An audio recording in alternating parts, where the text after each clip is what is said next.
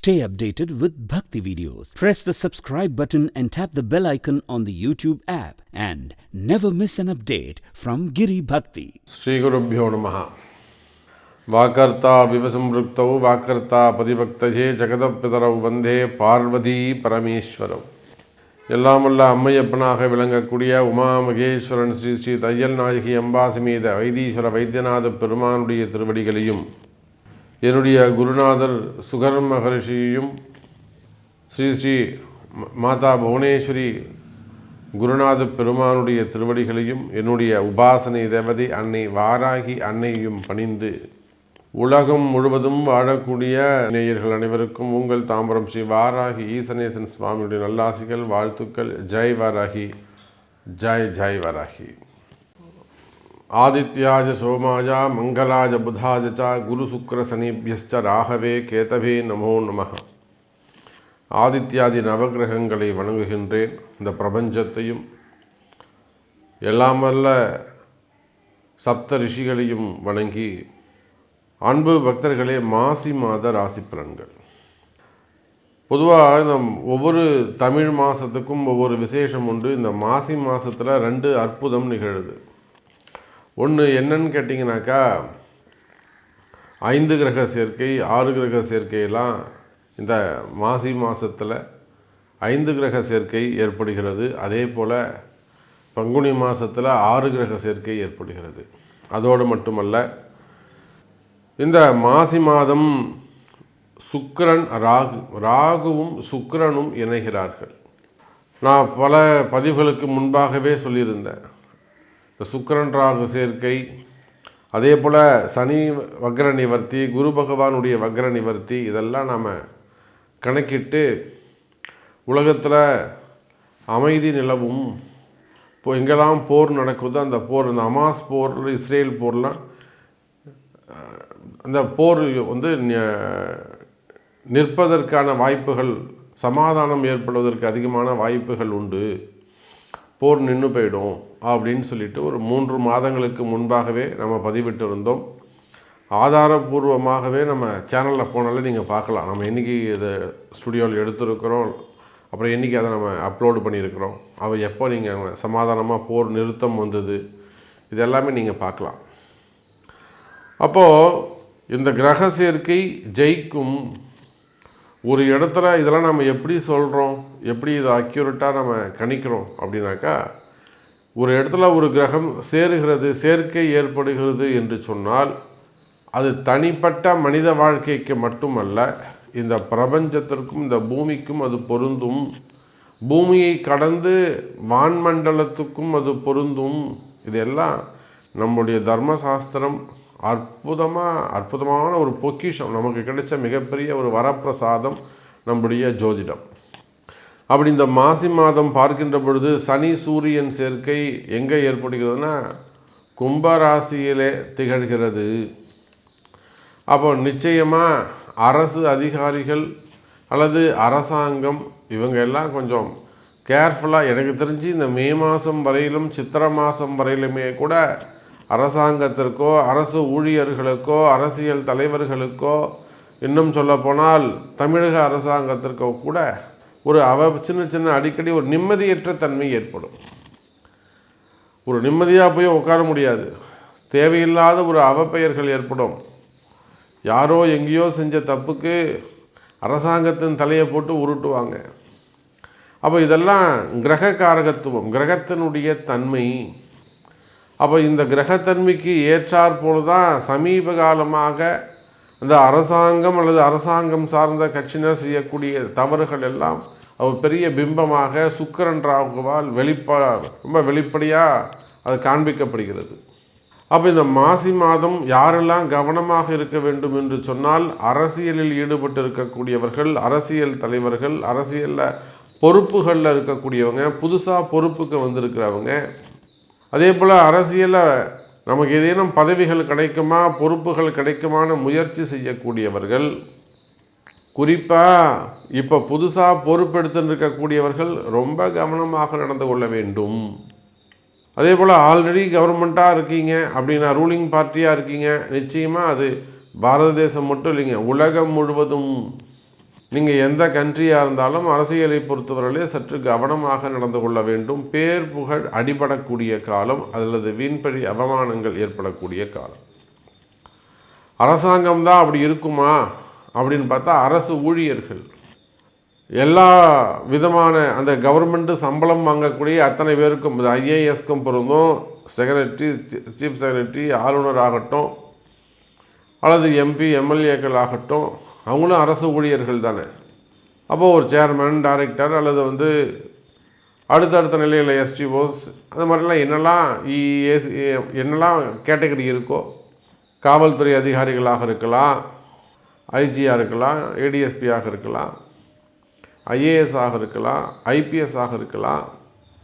அப்போ அந்த மாதிரி அரசு ஊழியர்கள் அது எந்த நிலையில் கடைநிலை ஊழியராக இருந்தாலுமே கூட, அது உயர்ந்த ரேங்கில் ஒரு ஹையர் ரேங்கில் நல்ல பொசிஷனில் இருந்தாலுமே கூட, ஃபைனான்ஸ் மினிஸ்டராக இருக்கலாம், ஸோ எதுவாக இருந்தாலும் அப்போ அரசு ஊழியர்கள் அவர்களும் மிகுந்த கவனத்தோடு நடந்து கொள்ள வேண்டும். தேவையில்லாத மனக்குழப்பம், தேவையில்லாத வீண்பழி அவமானங்கள் திணிக்கப்படும்.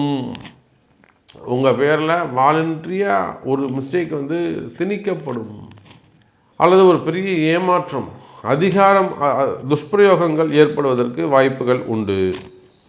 சரி, இதுதான் இப்படி ப்ரைவேட் சைடில் எப்படி இருக்கும் அப்படின்னு பார்த்தீங்கன்னாக்கா, இந்த சனி சூரியன் சேர்க்கை இது அப்படியே ஆப்போசிட்டாக நடக்கும்.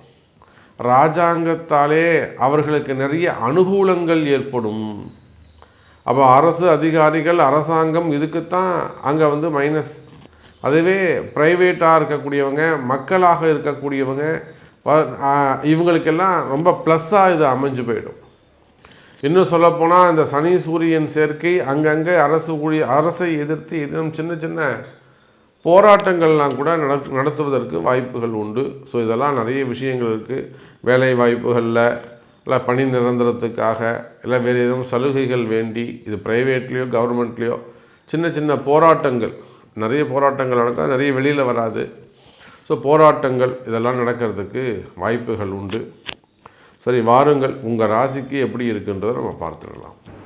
மீன ராசி நேயர்களே, மீனத்தை பொறுத்தவரையில் மாசி மாதம் ரொம்ப முக்கியமான மாதம். தொடர்ந்து மீனராசி அன்பர்களுக்கு அதுவும் அவங்க 30 வயசாக இருந்தாலும், 60 வயசாக இருந்தாலும், 64 வயசு, 66 வயசாக இருந்தாலும் அவங்களுக்கு தொடர்ந்து உடல்நிலை ஆரோக்கியத்தில் அதிக அக்கறை, அதிக கவனம் தேவை. ஒரு சில மீனராசி அன்பர்கள் தனக்கு வரக்கூடிய ஆபத்துக்களை எல்லாம் அடுத்தவங்க மேலே போட்டு தசை திருப்பி விட்டுடுவாங்க. எப்படியோ இவங்க தப்பிச்சிருவாங்க. அதை போன்ற தொடர்ந்து உடல்நிலை ஆரோக்கியத்தில் அதிக அக்கறை தேவை மீனராசி அன்பர்கள். சுக்கிரன், ராகு, குறிப்பாக 60 வயதை கடந்தவர்கள், ராசியை விட்டு ராகு வெளியில் போகிறவர்களும் அதிக கவனம் தேவை. ராசியை விட்டு ராகு வெளியில் வரவர்களும் சனி மேலே போயிருக்க போகிற சனி ராகு வரும்போது இன்னும் கூட எச்சரிக்கை தேவை மீனராசி அன்பர்களே. நீங்கள் எல்லா விஷயத்துலையும் ஜெயிச்சிருவீங்க, வீட்டுக்காரர் தூக்கி போட்டு மிதிச்சிருவீங்க, கம்முன்னு உக்காராங்க, 4 மிதி மிதிப்பவன் அடிச்சிருவேன், வீட்டுக்காரே மிரட்டலாம், வீட்டுக்காரர் சரிம்மான்னு கேட்கலாம். ஆனால் உடல்நிலை ஆரோக்கியத்தில் நீங்கள் வெல்லணும்னு சொன்னால் சனி பகவானை காலனி வெல்ல வேண்டும். அப்போ உடல்நிலை ஆரோக்கியம் அது எதில் பேசும்? உங்கள் பிறப்பு ஜாதகம்தான் பேசும். இது எப்படி இருக்கும், இதனுடைய தாக்கம் வீரியம் எப்படி இருக்கும், இதை நீங்கள் சமாளிச்சிடலாமா, ஜெயிச்சிட முடியுமா, இதெல்லாம் உங்கள் பிறப்பு ஜாதகம்தான் பேசும் எனதருமை மீனராசி அன்பர்களே. அதே போல் முடக்குவாதங்கள், பிறப்பிலே சிறு குழந்தைகளாக இருக்கலாம், பிறக்கும் போதே அந்த குழந்தைகள் சின்ன சின்ன ஒரு டிஸ்ட்ரிபியூஷனில் பிறந்திருக்கலாம், குறைபாடுகளில் பிறந்திருக்கலாம், அல்லது ஆட்டிசம் ப்ராப்ளமாக இருக்கலாம், சம்திங். இப்போ ஒரு 20 வயசாகுது, 30 வயசாகுது, இல்லைன்னா அதுவும் இந்த 16-20 வயசுலாம் அந்த பசங்களை வச்சுக்கிட்டு இந்த பெற்றோர்கள் படக்கூடிய பாடு இருக்கு, அதை பார்க்கவே முடியல.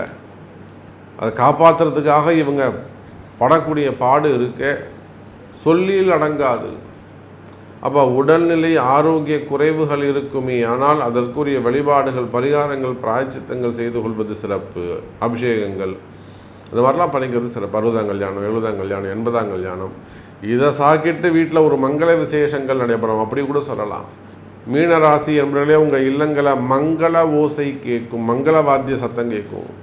அப்போ ஏதோ ஒரு நல்ல செய்தி, ஒரு 60ஆம் கல்யாணம், ஒரு 70ஆம் கல்யாணம், 80ஆம் ஒரு ஆயுஷோமம், ஒரு 80ஆம் கல்யாணம், அதை கூட மலை பிரதேசங்களில் வச்சு செய்வது சிறப்பு. நான் என்னுடைய கிளைண்ட்ஸுக்கு நான் அதுதான் சொல்வது உண்டு. வீட்டில் வச்சு பண்ணிக்கிறேன், நான் மண்டபத்தில் வச்சு, அதெல்லாம் கிடையாதுங்க. உங்களுக்கு உங்கள் ராசி மானத்துக்கு எங்கே வருதுன்னு பார்க்கணும்.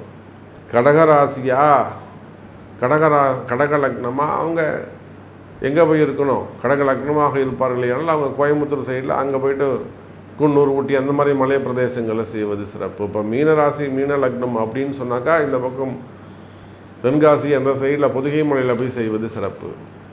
அதுபோல் சதாபிஷேகங்கள், மங்கள விசேஷங்கள் எல்லாம் நடைபெறும். இன்னும் சொல்லப்போனால் திருமண யோகங்கள் நடைபெறும். தடைப்பட்ட திருமணம், தள்ளிப்போன திருமணம், முதல் திருமணம், இரண்டாவது திருமணம், மூன்றாவது திருமணம், வயோதிக திருமணம், வயோதிக பருவத்தில் வரக்கூடிய காதல், 60 வயசில் 54 வயசில் போய் எனக்கு ஒருத்தர் இப்போ டிவோர்ஸ் ஓணுன்னு கேட்டுன்னு இருக்காரு. அவர் மனசில் எவ்வளோ கஷ்டம் இருக்குமோ, அவருடைய வேதனை என்னன்னு யாருக்கு தெரியும். அப்போ அதுபோல் காதல் திருமணங்கள், இரண்டாம் திருமணங்கள், தடைப்பட்ட திருமணங்கள் எல்லாம் திருமண யோகங்கள் கைகூடும் மீன ராசி அன்பர்களே. அப்போ மீனராசியை பொறுத்தவரையில் இந்த மாசி மாதம் அற்புதமான மாதமாக அமைகிறது என்பதை சொல்லிக்கொண்டு, இந்த மாசி மாதம் 12 ராசி என்பவர்களுக்கும் நன்மையை செய்யட்டும். உங்களுக்கு ஏதேனும் சந்தேகங்கள், கேள்விகள் இருக்குமே ஆனால் உங்களுடைய பிறப்பு ஜாதகத்தை கொண்டு தொடர்பு கொள்ளுங்கள் என்பதை தெரிவித்துக்கொண்டு மீண்டும் வேறு அற்புதமான பதிவில் சந்திக்கிறேன். நன்றி, நமச்சிவாயம். ஜெய் வராகி, ஜெய் ஜெய் வராகி.